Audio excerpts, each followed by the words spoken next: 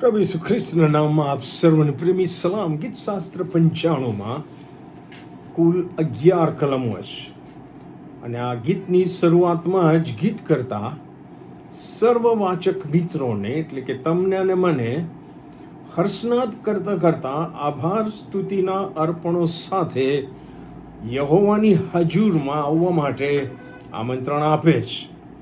કલમ 1-2માં એ લખે છે, આવો આપણે યહોવાની આગળ ગાઈએ, આપણા તારણના ખડકની આગળ હર્ષનાદ કરીએ, આભાર સ્તુતિ સાથે યહોવાની હજૂરમાં આવીએ અને ગીતોથી યહોવાની આગળ હર્ષનાદ કરીએ.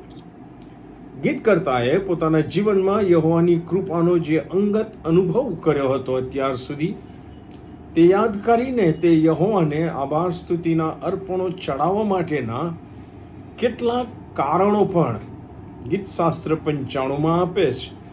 એને જો આપણે તપાસીએ તો પહેલું કારણ એ કહે છે, યહોવા આપણા તારણના મજબૂત ખડક છે, યહોવા આપણા તારણહાર છે અને માટે આપણે એમની આભાર સ્તુતિ કરવી જોઈએ. બીજું કારણ એ આપે છે કે યહોવા સર્વોપરી, અજોડ અને અનુપમ અને મહાન ઈશ્વર છે. એવી કોઈ વ્યક્તિ, એવી કોઈ શક્તિ, અધિકાર કે કહેવાતા દેવદેવીઓ નથી કે જે આપણા યહોવાની બરાબરી કરી શકે. કલમ 3માં ગીત કરતા જણાવે છે, કેમ કે યહોવા મોટો ઈશ્વર છે, મહાન ઈશ્વર છે અને તે સર્વ દેવો પર મોટા રાજા છે. For the Lord is a great God and a great King above all gods. Yes, Jesus Christ is the Lord of lords and the King of kings. આપણા ઉદ્ધારને માટે રાજી ખુશીથી પોતાનું બલિદાન આપનાર ઈસુ ખ્રિસ્ત આગળ આકાશમાંના, પૃથ્વી પરના તથા પૃથ્વી નીચેના સર્વ ઘૂંટણે પડીને કબૂલાત કરશે જ કે ઈશ્વર પુત્ર ઈસુ ખ્રિસ્ત જ રાજાઓના રાજા અને પ્રભુઓના પ્રભુ છે.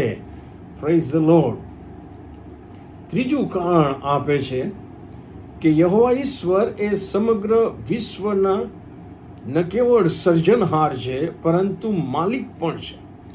The Lord is the creator and the owner of the whole universe. કલમ 4 અને 5માં ગીત કરતા લખે છે, યહોવાના હાથમાં પૃથ્વીના સર્વ ઊંડાણો છે, પર્વતોના શિખરો પણ તેમના છે, સમુદ્ર તેમનો છે, તેમણે તે બનાવ્યો અને તેમના હાથોએ કોરી ભૂમિ રચી. ગીત કરતા અને રાજા દાઉદ ગીતશાસ્ત્ર 24 અને 1માં જણાવે છે કે પૃથ્વી તથા તેનું સર્વસ્વ યહોવાના છે, જગત તથા જગતમાં રહેનારા પણ તેમના છે. અને ગીત કરતાની માફક તારણહાર યહોવા ઈશ્વરની કૃપાનો, તેમની મહાનતાનો અને તેમના અજોડપણાનો અને યહોવાના માલિકીપણાનો મેં અંગત અનુભવ કર્યો છે કે નહીં, એ બહુ અગત્યનો સવાલ છે. કારણ કે જો મેં કર્યો હશે તો જ હું એ ઈશ્વર યહોવાની આભાર સ્તુતિ આત્માથી અને સત્યતાથી કરી શકીશ. અને એ પ્રમાણે આશીર્વાદિત થવાના માટે પ્રભુ એમની કૃપા આપણને આપે. આમેન.